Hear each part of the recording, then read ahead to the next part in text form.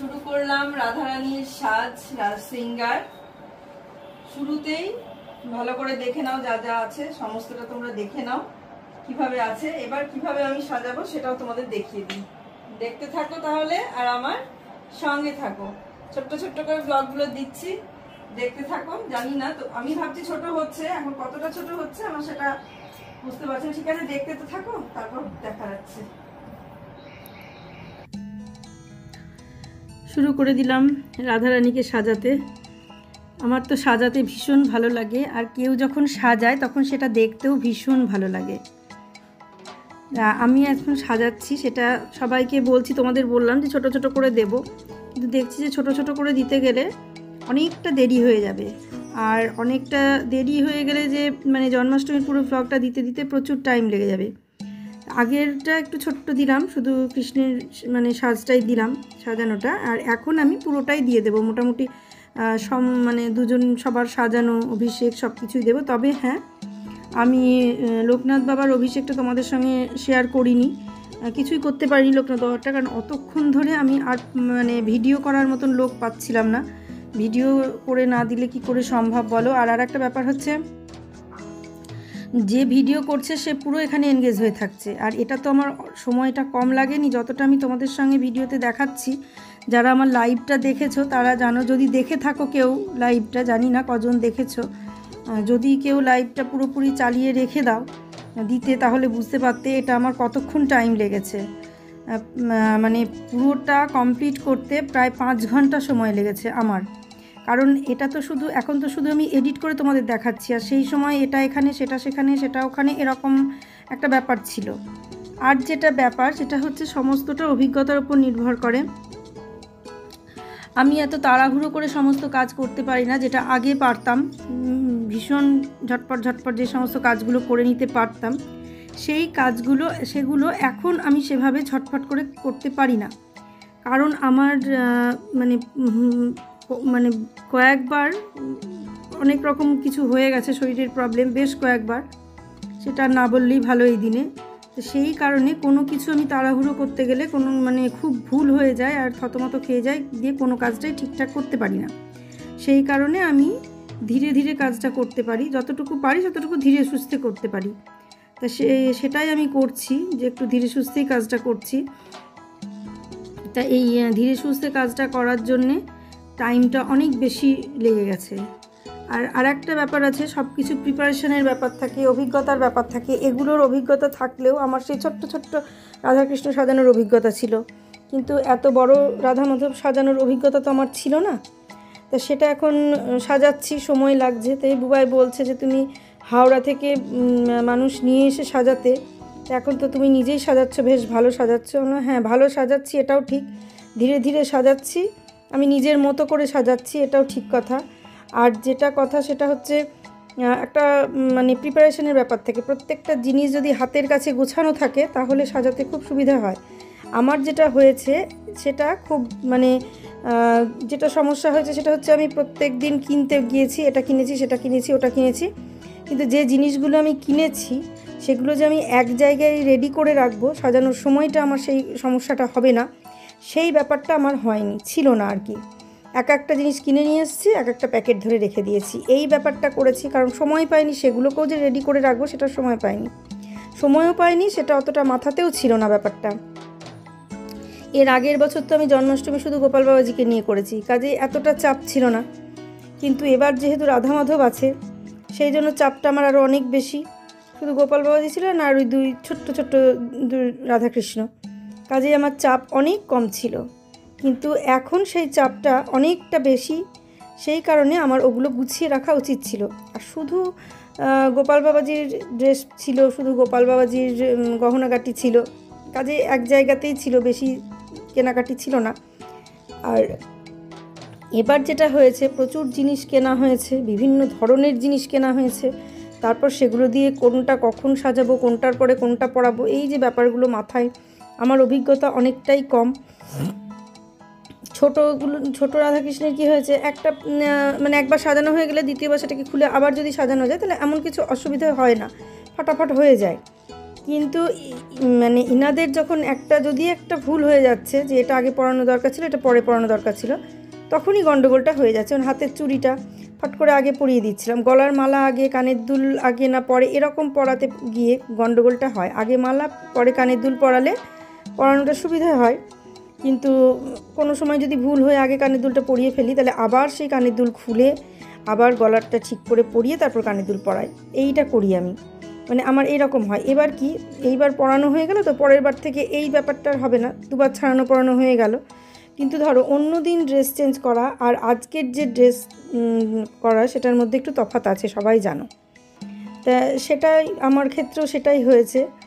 সেই কারণে আমার অনেকটা দেরি হয়েছে। তারপর জিনিসগুলো গুছিয়ে রাখা ছিল না, যে এক জায়গায় রেডি করে রাখা। তাহলে কি হতো, এক জায়গায় রেডি করে রাখলে সেটা আমি ঠিক করে নিয়ে করতে পারি। আর তার সঙ্গে একটা ব্যাপার হচ্ছে ভিডিও করা। লাইভ চলাটা একরকম, কারণ লাইভে তো আমি আর এটা কাটা সেটা কাটা ছেঁড়া করছি না, কিন্তু ভিডিও যখন আমি করছি, সেই ভিডিওটা যখন আমি দেবো, লাইভটা খুব কটা মানুষ দেখে, 5 ঘন্টার লাইভ আমি পরে আর কে দেখবে? পরে হয়তো আমার নিজের লোকগুলোই কেউ দেখবে, তাছাড়া তো আর পরে কেউ দেখবে না, লাইভটা কেউ দেখবে না। কিন্তু এই ভিডিওটা অনেকেই দেখবে, অনেকের কাছেই হয়তো পৌঁছবে, অনেকেই দেখবে, পরে হলেও দেখবে।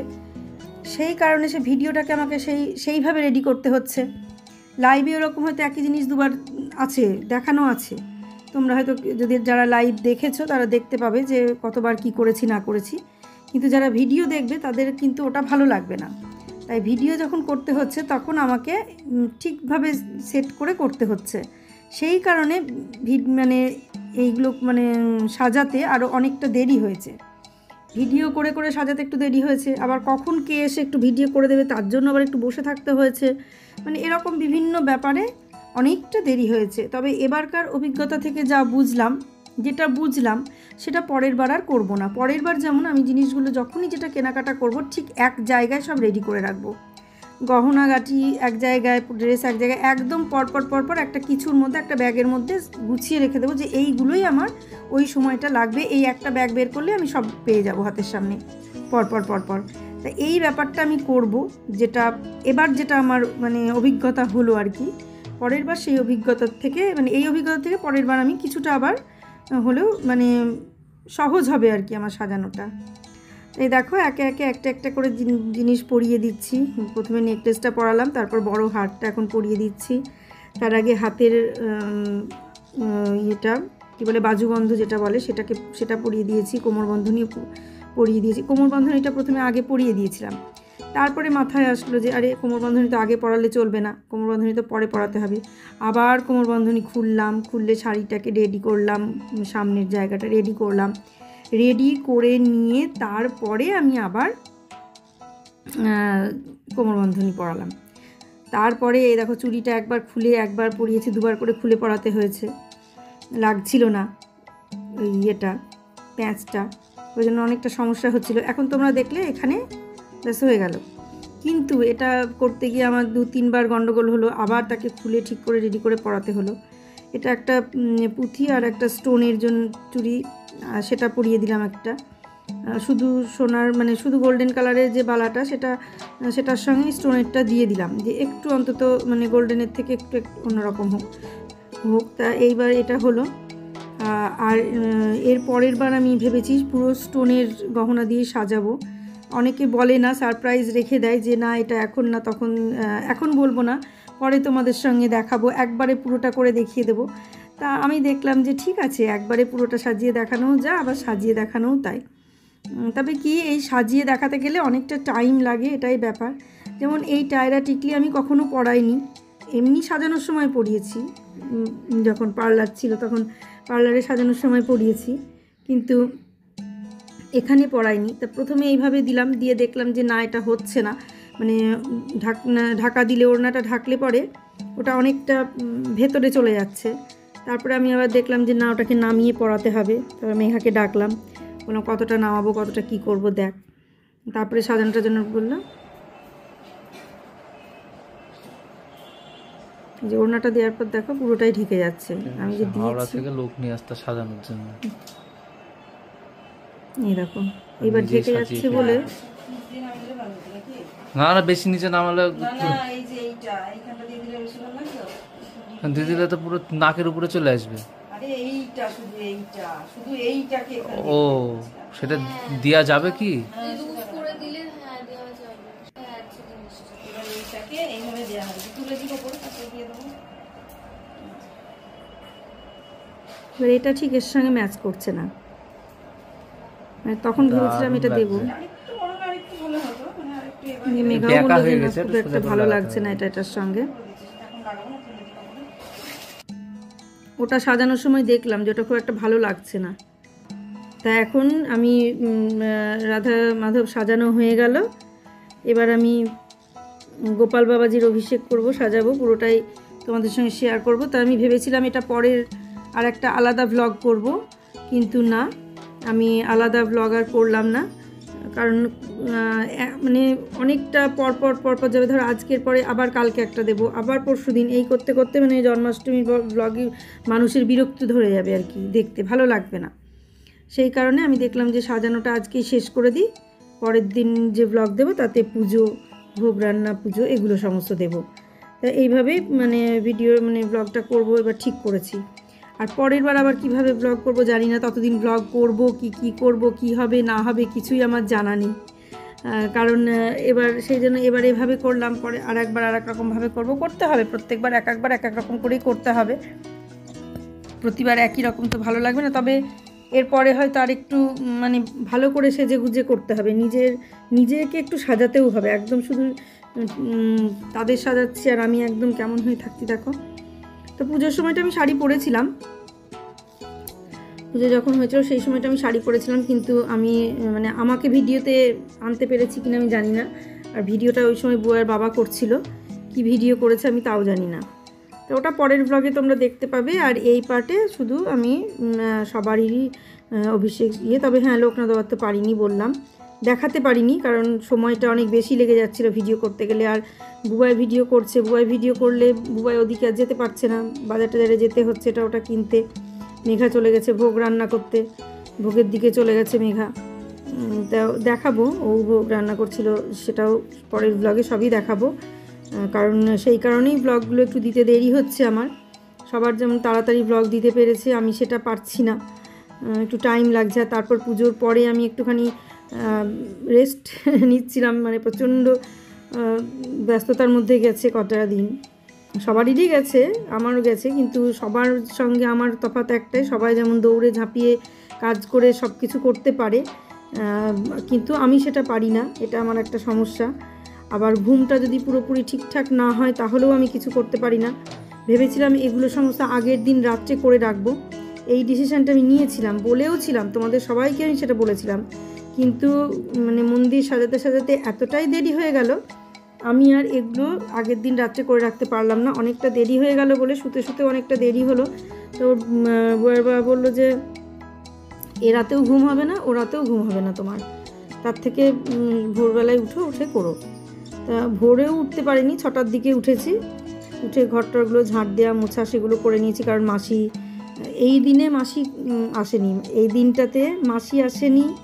আবার এদিনে টগরি এসেছিল, হ্যাঁ টগরি এসেছিল, সকালে একটু রান্না করে দিয়ে চলে গেছে, কিন্তু নন্দোৎসবের দিন টগরি আসেনি। আমার আবার নন্দোৎসবও হয়, তো নন্দোৎসবটা তোমাদের সঙ্গে সেভাবে ভিডিও করতে পারিনি, একটুখানি হয়তো শুধু রান্নাবান্নাটাই ভিডিও করা হয়েছে, আর কিছুই ভিডিও করা হয়নি নন্দোৎসবেরটা।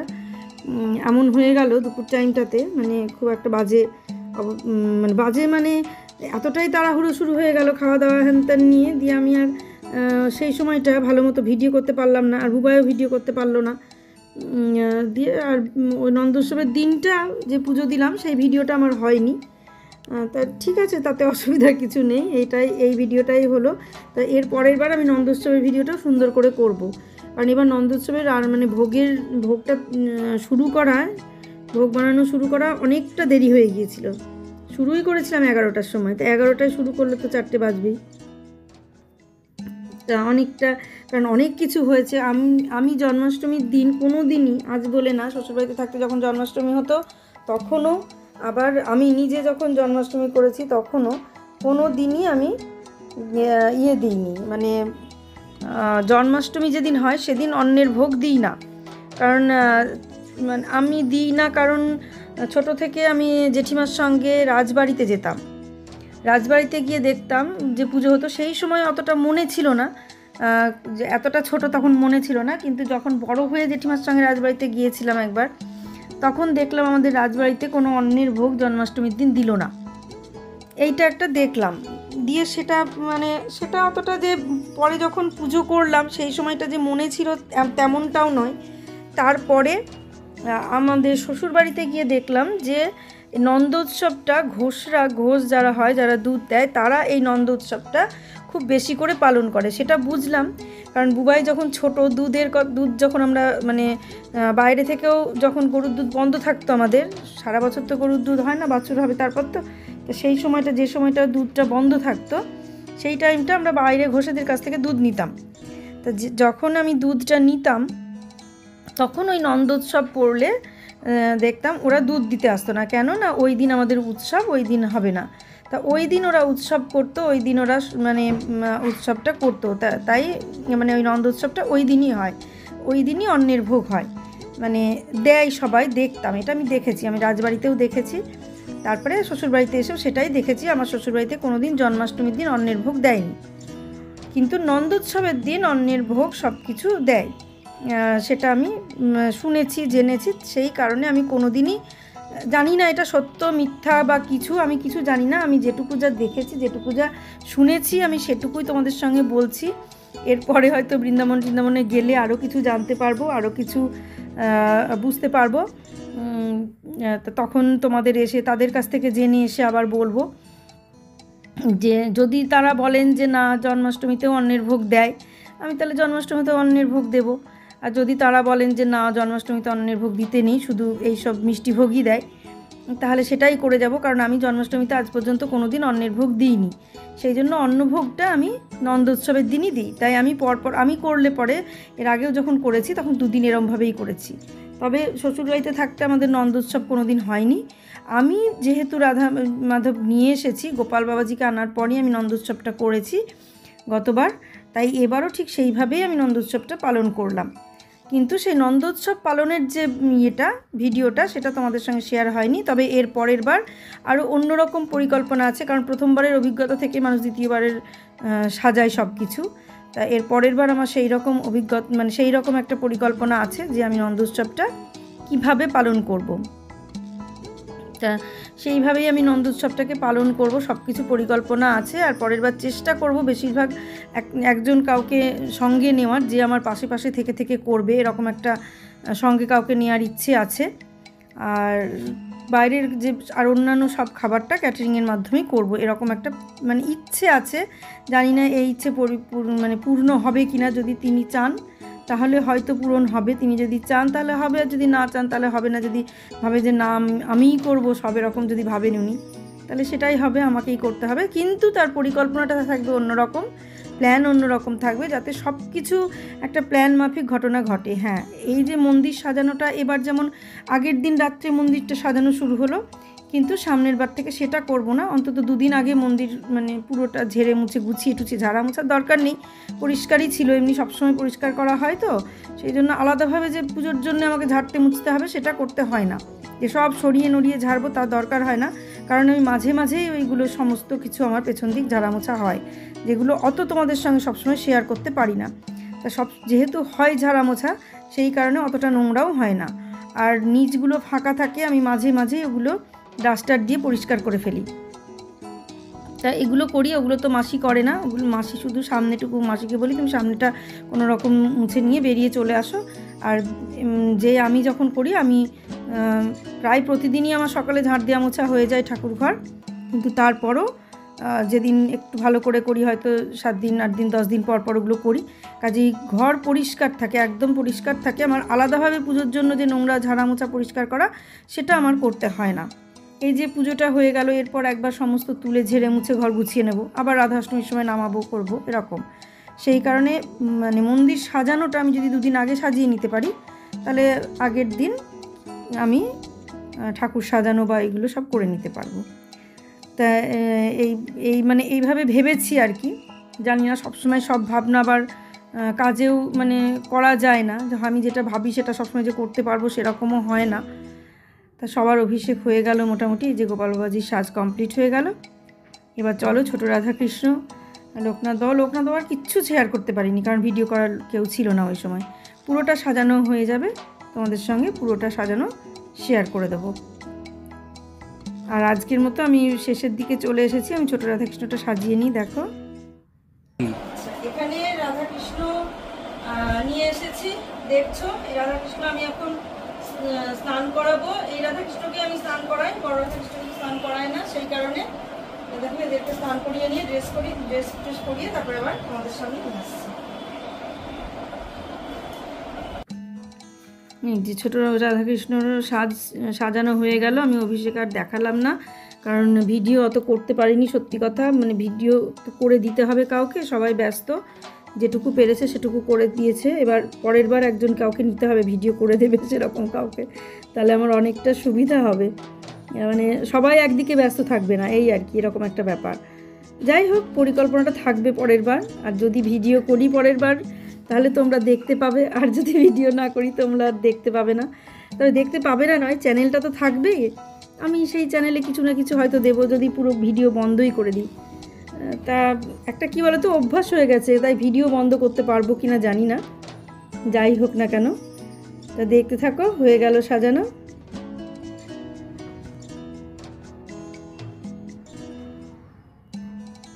পুরো সাজানো হয়ে গেল। আর একদম সিংহাসনের নিচে ছোট্ট একটা টুল পেতে আমি ছোট রাধাকৃষ্ণকে রাখলাম। এবার সবারই সাজ তোমাদেরকে দেখিয়ে দিই, চলো। তারপর ভোগের দিকে, ভোগ শুরু হয়ে গেছে ওদিকে, মানে আমি যাব আর কি। ওদিকে মেঘা শুরু করে দিয়েছে অলরেডি, মানে বউ আর শ্বশুর দুজনে মিলে শুরু করে দিয়েছে।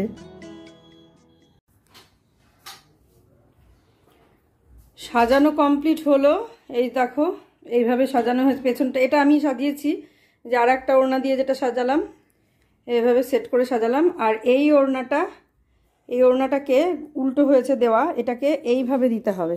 এটাকে একটু ঘুরিয়ে পরে ঠিক করে দেব, এখানে এইভাবে দেব, পরে দেব ঠিক করে।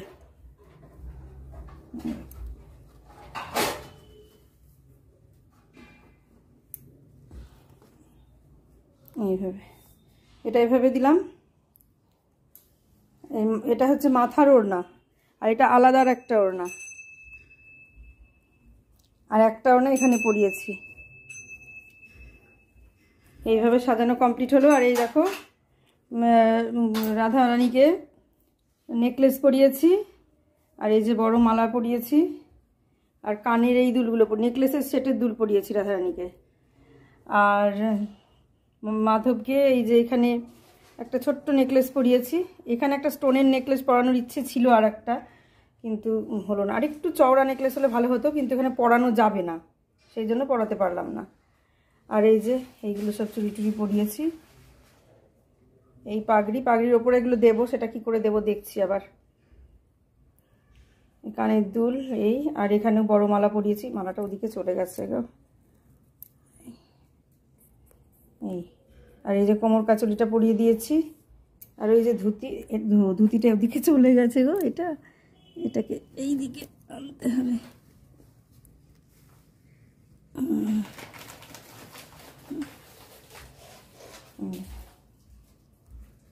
এইভাবে পুরোটা এইভাবে সাজানো হয়েছে। এই উত্তরীয়টা কিভাবে দেবো সেটা বুঝতে পারছি না। একদিকটা দিয়েছি, আর একদিকটা কিভাবে দেবো সেটা এখনো বুঝতে পারছি না। তো যাই হোক, এইভাবেই সাজানো হলো।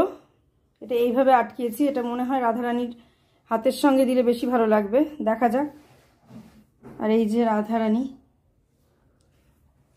দেখো সব হয়ে গেল। আর এই যে এখানে খড়ম দুটো রেখেছি, এখানে গীতা রেখেছি ছোট্ট টুলগুলোতে।